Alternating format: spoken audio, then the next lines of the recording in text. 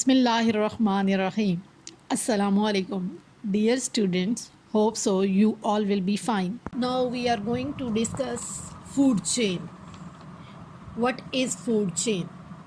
Definition mention है कि food chain is a pathway that represent the exchange of energy from one organism to another. सादा लफ्ज़ों में हम ये कह सकते हैं कि एनर्जी के फ़्लो को एक ऑर्गेनिज्म से दूसरे ऑर्गेनिज्म में इकोसिस्टम के अंदर एनर्जी के फ़्लो को हम नाम क्या देते हैं, फूड चेन का नाम देते हैं। यहाँ पे भी मेंशन है कि in other words it is the order of who Yeats home in a biological community, कि लिविंग ऑर्गेनिज्म की कम्युनिटी के अंदर एक लिविंग ऑर्गेनिज्म दूसरे लिविंग ऑर्गेनिज्म को खाता है और एक चेन बनाता है। इस तरह पाथवे जो बनता है उसको हम चेन का नाम देते हैं, इसलिए हम इसको फूड चेन का नाम देते हैं। अब फूड चेन में क्या होता है कि वो स्टार्ट हमेशा प्राइमरी एनर्जी सोर्स से होती है और अल्टीमेट सोर्स नेचर के अंदर जो अल्टीमेट सोर्स है एनर्जी का वो है सन, और फिर उसको जो यूटिलाइज़ करते हैं सबसे पहले लिविंग ऑर्गेनिजम्स, उनको हम क्या नाम देते हैं, उनको हम प्लांट्स का नाम देते हैं या हम उनको प्रोड्यूसर्स का नाम देते हैं। यहाँ पे सामने एक डायग्राम है जो शो कर रही है एक फूड चेन को। सबसे पहले बने हुए हैं प्रोड्यूसर क्या कर रहे हैं, अल्टीमेट सोर्स जो सन है उससे लाइट को यानी in the form of light energy को ट्रैप कर रहे हैं, फिर उसको केमिकल एनर्जी में कन्वर्ट कर देते हैं कंपाउंड्स, ऑर्गेनिक कंपाउंड्स की फॉर्म में।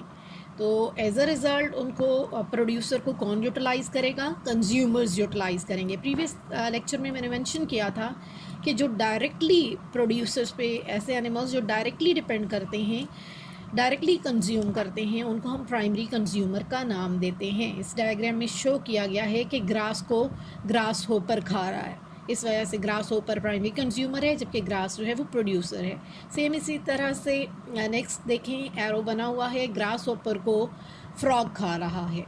अब इनडायरेक्टली कंज्यूम कर रहा है वो एनर्जी फ्रॉम द प्लांट, तो इस वजह से हम इसको नाम क्या देंगे, सेकेंडरी कंज्यूमर का नाम देंगे। यानी एक लिविंग ऑर्गेनिज्म को दूसरा लिविंग ऑर्गेनिज्म खा रहा है और इस तरह से एनर्जी फ्लो कर रही है एक लिविंग ऑर्गेनिज्म से दूसरे लिविंग ऑर्गेनिज्म में in the form of a chain. इसको हम इसलिए फूड चेन का नाम देते हैं। नेक्स्ट, फ्रॉग को स्नेक खाता है, ये भी कंज्यूमर्स हैं।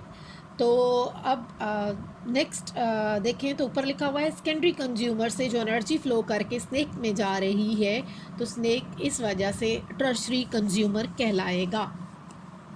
स्नेक को हॉक या ईगल जो है वो कंज्यूम करते हैं एज अ फूड या एज अ एनर्जी, और ट्रांसफ़र होती है एनर्जी, कुछ अमाउंट ऑफ एनर्जी जो है वो स्नेक से ट्रांसफ़र होगी फाइनल अपने कंज्यूमर के अंदर। इसको हम क्वाटनरी कंज्यूमर का नाम भी देते हैं। और इकोसिस्टम में एनर्जी जो है वो हमेशा बैलेंस रहती है। तो क्या होगा, प्रोड्यूसर्स या जो फाइनल कंज्यूमर्स होते हैं, जब उनका डेथ या डिके होगा तो डिकम्पोजर्स क्या करेंगे, उसको डिकम्पोज करेंगे और डिकम्पोज करने के बाद वो उसको सिंपल और इनऑर्गेनिक सब्सटेंसेस में तब्दील कर देंगे ताकि वो inorganic substances again producer use करके इकोसिस्टम के बैलेंस को मेंटेन कर सकें।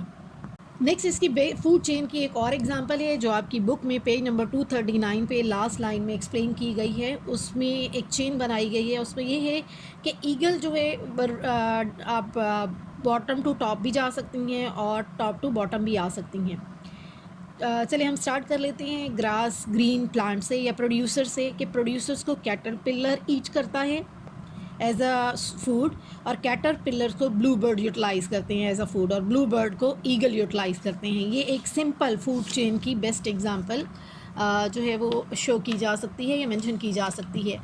एक और फूड चेन की एग्जांपल जो है वो आपके सामने है। इसमें भी प्रोड्यूसर्स दिखाए गए हैं और कंज्यूमर्स दिखाए गए हैं। डिफरेंट टाइप्स के कंज्यूमर्स हैं, प्राइमरी भी हैं, सेकेंडरी भी हैं, टर्शरी भी हैं, क्वाटनरी भी हैं और साथ साथ डिकम्पोजर भी शो किए गए हैं। जो प्राइमरी कंज्यूमर्स हैं उनको हम एक और नाम देते हैं, वो हर्बीवोर्स का नाम भी देते हैं। प्राइमरी कंज्यूमर्स को हम हर्बीवोर्स भी कहते हैं। अब इसमें ग्रास होपर को दिखाया गया है कि वो प्लांट को खा रहा है, ये प्राइमरी कंज्यूमर है। और प्राइमरी कंज्यूमर मैंने बोला कि हर्बीवोर भी कहते हैं, तो हर्बीवोर का मतलब है कि जो डायरेक्टली प्लांट को यूटिलाइज़ कर रहे होते हैं उनको हम हर्बीवोर्स का नाम देते हैं। इसी तरह ग्रास होपर को माइस खा रहा है, माइस को फिर स्नेक यूटिलाइज़ कर रहा है, स्नेक को ईगल यूटिलाइज़ कर रहा है, और या हॉक यूटिलाइज़ कर रहे हैं। फिर उनका डेथ या डिके होगा तो ऑटोमेटिकली वो डिकम्पोज़र के अंडर आ जाएंगे, और डिकम्पोजर्स जो हैं उनको डिकम्पोज करके न्यूट्रिएंट्स को रिसाइकिल कर देंगे इकोसिस्टम के अंदर। इस तरह से ये जो चेन है वो इकोसिस्टम को बैलेंस करने के लिए इस्तेमाल होती है। अब हम जो टॉपिक डिस्कस करने जा रहे हैं वो है फूड वेब। वेब का मतलब होता है जाल। इसको हम सादा लफ्ज़ों में ये कह सकते हैं कि जब डिफरेंट चेन्स, फूड चेन्स जो हैं वो इंटरेक्ट करती हैं तो वो क्या बनाती हैं, फूड वेब बनाती हैं। इसलिए इसको इस तरह से डिफ़ाइन किया जाएगा कि combination of many food chain is called as food web. ये भी ऐसा पाथवे होता है, यानी डिफरेंट पाथवे का मजमुआ होता है जिसमें एनर्जी जो है वो फ़्लो करती है एक ऑर्गेनिज़म से दूसरे ऑर्गेनिज़म में। आपकी बुक के अंदर पेज नंबर 240 के ऊपर एक डायग्राम जो है उसको एक्सप्लेन किया गया है। उसमें डिफरेंट फूड चेन्स मतलब के फूड वेब दिखाया गया है, जो आपके सामने भी है, आपको नज़र आ रहा है यहाँ से कि बिल्कुल बॉटम में अगर आप देखें तो ग्रास वर्ड लिखा हुआ है। ग्रास क्या हैं? ये ऑटोट्रॉफ्स हैं, इनको हम प्रोड्यूसर्स का नाम भी देते हैं। इसके साथ ऊपर देखें रैबिट बना हुआ है, रैट है, बीटल है, वो ग्रास को कंज्यूम कर रहे हैं, मतलब प्रोड्यूसर्स को कंज्यूम कर रहे हैं, इसलिए हमने उनको प्राइमरी कंज्यूमर्स का नाम दिया। इसी तरह से बीटल को और रैबिट को फॉक्स कंज्यूम कर रहा है, ऐसे ऑर्गेनिजम्स को हमने सेकेंडरी कंज्यूमर्स का नाम दिया। नेक्स्ट देखें आउल बना हुआ है, आउल है या फॉक्स है, उसको टर्शरी कंज्यूमर, जहाँ पे डॉग लिखा हुआ है, वो कंज्यूम कर रहे हैं। ये डिफरेंट फूड चेन्स को जो है ये एरोज़ हैं वो शो करते हैं। अब यहाँ पे एक टर्म लिखी हुई है T1, T2, T3, T4 mention है। T का मतलब क्या है? T stands for what? T basically trophic level को शो करती है। ट्रॉफिक लेवल का मतलब होता है फीडिंग लेवल या नरिशिंग लेवल या नरिशमेंट लेवल। जो प्रोड्यूसर्स होते हैं वो T1 से उनको हम शो करते हैं कि जो फर्स्ट लेवल है T1 that is occupied by the producer. Second, जहाँ जहाँ T2 लिखा हुआ है इसका मतलब है कि हमारा सेकेंड ट्रॉफिक लेवल है, या इस फूड चेन का, फूड वेब का सेकेंड ट्रॉफिक लेवल है। ये किसको शो कर रहा है? ये प्राइमरी कंज्यूमर्स को शो करता है। और मोस्टली आपको पता है प्राइमरी कंज्यूमर्स जो होते हैं वो हर्बीवोर्स होते हैं, जो यहाँ पे दिखाए भी गए हैं। रैबिट है, रैट है और बीटल है। इसी तरह से जहाँ जहाँ पे T3 लिखा गया है, T3 जो है वो ट्रॉफिक लेवल 3 को शो करता है।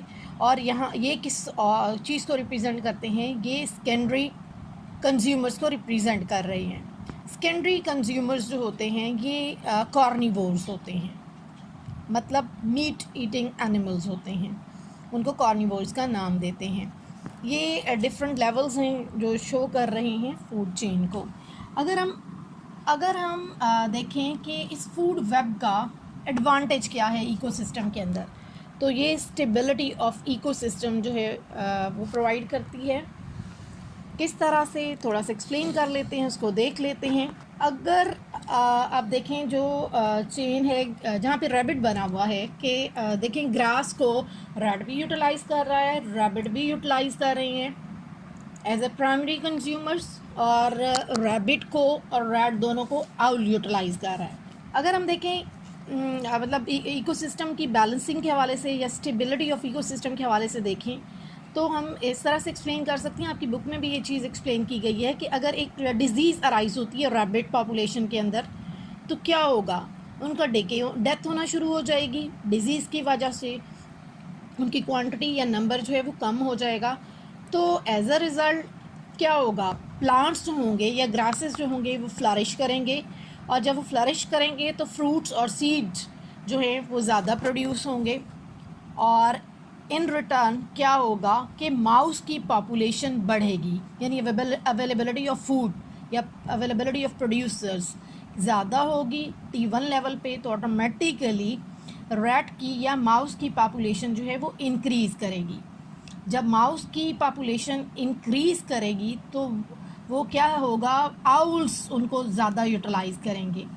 और ये जो चेन है जो रैबिट से आउल की तरफ जा रही है, मतलब आउल का फोकस रैट की तरफ ज़्यादा हो जाएगा, पॉपुलेशन उसकी इंक्रीज़ कर गई है, तो रैबिट जो है वो सरवाइव करेंगे और सरवाइव करने के बाद उनकी पॉपुलेशन जो है वो इंक्रीज़ होना शुरू हो जाएगी।